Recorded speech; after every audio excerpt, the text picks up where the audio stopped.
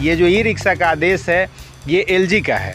Rickshaw उठाने में कोई उनको दिक्कत नहीं है, क्योंकि वो बोलेगा नहीं और विरोध नहीं करेगा। उठा के थाने में ले जाना है और थाने में बुला के उससे वसूली करनी है। कि दिल्ली में जिस तरह से ई रिक्शा वालों के ऊपर गवर्नमेंट की तरफ से, जो गवर्नर की तरफ से एक परमिशन जारी किया गया है कि ई रिक्शा को बंद किया जाना चाहिए। ई रिक्शा वाले पूरे दिल्ली में प्रदर्शन कर रहे हैं, प्रोटेस्ट कर रहे हैं कि हम गरीब हैं, कहाँ जाए। खास करके पूर्वांचल के लोग और बिहार के लोग हैं। हम बात करेंगे सर, हमारे साथ बिहार के पत्रकार भी हैं, दिल्ली में जो लोग रहते हैं। सर, क्या कहना चाहेंगे इस मुद्दे पर, जो खास करके हम पूर्वांचल और बिहार के लोगों की बात करें जो ई रिक्शा वाले हैं? देखिए, बात तो ये पूर्वांचल और बिहार की नहीं है, ये सारे मजदूर वर्ग की है और उन मजदूर वर्गों की है जो दिल्ली में रिक्शा चला के अपनी रोजी रोटी कमाते हैं, अपने परिवार का पालन पोषण करते हैं। लेकिन सरकार का एक आदेश आता है और एक आदेश के बाद ई रिक्शा पर खतरा मंडराने लगता है, वो लोग सड़कों पे आ जाते हैं, काफ़ी प्रदर्शन होता है। इसमें दिल्ली में क्या है कि जो सरकारें हैं वो एक दूसरे पर गेम खेल देती हैं। कोई कहता है ये मामला सेंट्रल का है, कोई कहता है ये मामला एलजी का है, कोई कहता है ये सीएम का है। बीजेपी वाले प्रदर्शन करते हैं कि हाँ ये केजरीवाल ने किया है, केजरीवाल कहते हैं ये एलजी ने किया। लेकिन ये जो ई रिक्शा का आदेश है ये एलजी का है और एलजी का आदेश है और इसमें कहीं ना कहीं गरीबों के साथ एक बहुत बड़ा मजाक किया गया है, क्योंकि इसका और भी तरीका हो सकता था। लेकिन अचानक से ऐसे करके और उनको एक आदेश में रोड पे ला देना, ये तो कहीं ना कहीं बहुत नाइंसाफ़ी बोला जा रहा है कि जिस तरह से वसूली का काम दिल्ली पुलिस करती है, उन लोगों के साथ कहीं भी उन्हें रोक देती है, उसके बाद उन्हें पैसे मांगती है। जितना का ई रिक्शा नहीं होता है उतने का चालान मांगने लगती है। इन चीज़ों से भी निपटते हुए ई रिक्शा वाले जो 2-4 पैसे कमा रहे थे उस पर बैन, ऐसा क्या ज़रूरत पड़ी? क्या जाम एक समस्या है? ई रिक्शा जाम लगा रहे हैं, बड़ी बड़ी गाड़ियां जाम लगा रही हैं? जैसे कि हम इधर लाजपत नगर साइड देख लें, बड़ी बड़ी गाड़ियां रहती हैं। नहीं, वो बात तो सही है, लेकिन कहीं ना कहीं जब गाज गिरती है तो छोटे लोगों पर ही गिरती है। अगर आप जाम की बात करेंगे और अवैध ट्रैफिक की बात करेंगे, पार्किंग की बात करें, तो आप एक बाइक लगा देंगे, उस बाइक को उठा के लेके चला जाएगा क्रेन। लेकिन आप देखेंगे तो मैं जनकपुरी पश्चिमी दिल्ली में रहता हूँ, उत्तम नगर में। आप वहाँ पे एक जेल रोड है, उस जेल रोड पे देखेंगे तो शाम को पूरी बसें आके लग जाती हैं। वहाँ जो टूर एंड ट्रेवल्स की बसें हैं वो बसें आके लग जाती हैं, उनका कोई पार्किंग का वो नहीं है, सब नो पार्किंग जोन है, लेकिन वहाँ लग जाती हैं। आप बड़े बड़े जो यहाँ पे पॉश इलाके हैं वहाँ का यही हाल है। लेकिन आपके साथ जो जितना कानून है वो गरीब लोगों के लिए है, वो मजदूर वर्ग के लिए है। रिक्शा उठाने में कोई उनको दिक्कत नहीं है, क्योंकि वो बोलेगा नहीं और विरोध नहीं करेगा। उठा के थाने में ले जाना है और थाने में बुला के उससे वसूली करनी है। तो अभी जंतर मंतर पे कल प्रोटेस्ट हो रहा था 4th क्लास कर्मचारियों का, जो माली, स्वीपर और सफाई कर्मचारी हैं।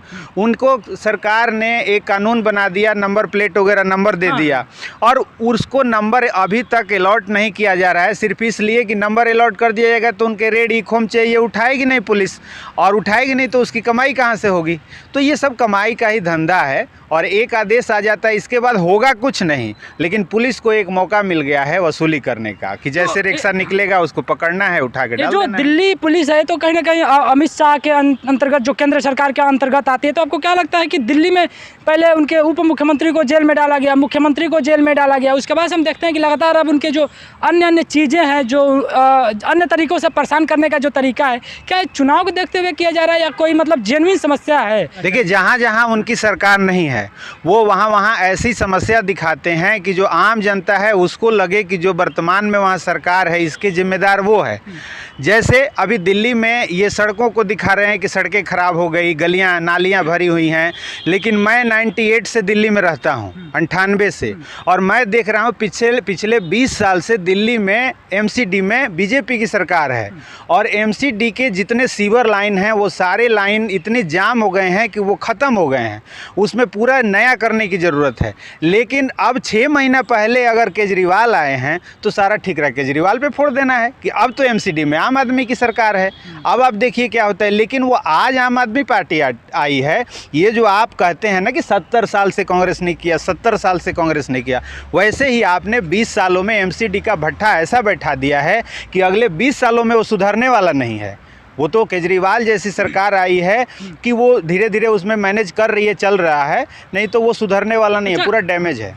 अच्छा, कुछ लोग ऐसा बोल रहे हैं, ई रिक्शा वाले यही लोग बोल रहे थे खास करके कि जो गरीब लोग हैं, जो पढ़े लिखे नहीं हैं, अपने गांव से उठ करके दिल्ली में चले आए, अगर वो लोग ई रिक्शा चला रहे हैं, उनका ई रिक्शा अगर छीन लिया जाता है तो फिर दिल्ली में स्नैचिंग की, चोरी की घटनाएं, अपराध बढ़ जाएंगे। इसको कैसे देखते हैं आप? नहीं, वो बढ़ेगा, लेकिन कहने का मतलब वही, अब आप मजबूर कर रहे हैं ना ऐसे लोगों को कि वो गलत काम करके अपना, वो तो उसको पेट पालना है, लेकिन इसका मतलब ये थोड़ी है कि वो चेन स्नैचिंग ही करके करेगा। लेकिन आपको मौका मिल जाएगा कि हाँ, इसका रिक्शा जब्त है तो काम नहीं होगा, इसी ने किया होगा।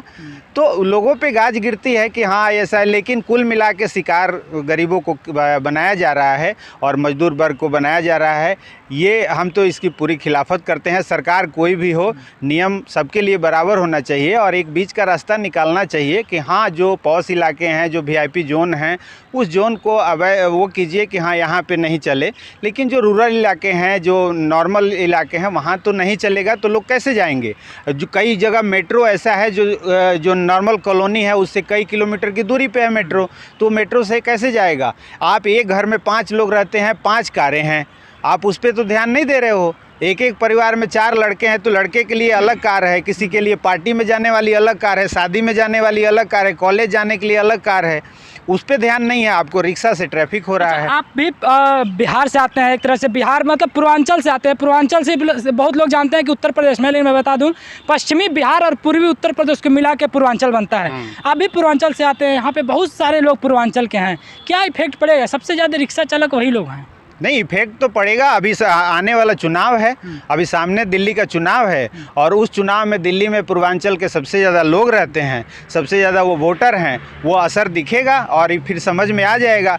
अब वो मामला ख़त्म हो गया है कि लोग समझ नहीं रहे हैं कि LG किसके इशारे पे चलता है, पुलिस किसके इशारे पे काम करती है। सब जान गए हैं कि LG BJP के हैं, पुलिस BJP की है, तो अब जो वोट है वो BJP को कैसे मिलेगा ये पता लग जाएगा। अगर चुनाव से पहले इस मसले का हल नहीं हुआ तो उसका खमियाजा चुनाव में भुगतेगी सरकार। तो यह थे हमारे साथ पत्रकार महोदय। और जैसा कि हमें एक एग्जांपल दे दें कि अगर आप लोग लाजपत नगर चले जाए, चाहे बहुत दिल्ली के जो पॉश इलाके हैं, VIP इलाके, अगर वहाँ पे आप चले जाए तो देखेंगे कि जहाँ पे नो पार्किंग जोन होता है वहाँ पे लग्जरी गाड़ियाँ, करोड़ों की गाड़ियाँ रोडों पे खड़ी होती हैं और जाम वो लोग लगाते हैं, ना कि ई रिक्शा लगाता है। ई रिक्शा अगर अपना पेट पाल रहा है, मेट्रो से आपको घर तक 10 रुपये में, 20 रुपये में छोड़ रहा है, अगर आप मेट्रो स्टेशन से और अन्य कैब लेते हैं घर तक तो 100 रुपये 150 रुपये लगते हैं और इतने सस्ते में छोड़ता है, तो उसे बंद करने के बजाय उसका और सारा तरीका हो सकता है, उसको कंट्रोल किया जा सकता है। लेकिन अगर कहीं ना कहीं आप रोड नहीं सही कर रहे हैं, उस गलती को अगर मैनेज करने के लिए आप गाड़ियों के ऊपर प्रतिबंध लगा रहे हैं, दिल्ली पुलिस को आप खुली छूट दे रहे हैं कि वसूली की जाए, एक तरह से वसूली का ही धंधा तो है, तो इसको कंट्रोल किया जाना चाहिए। इसे बहुत बड़ी मात्रा में करीब 5 लाख लोग ई रिक्शा वाले हैं, उसके बाद उनकी फैमिली है पूरी तबाह हो जाएगी, तो उसका रोज़गार छीनने के बजाय रोज़गार देने पे काम होना चाहिए। बाकी आप लोग क्या राय रखते हैं कमेंट बॉक्स में आकर के ज़रूर बताइएगा। मिलेंगे किसी अगले वीडियो में, तब तक के लिए जय हिंद।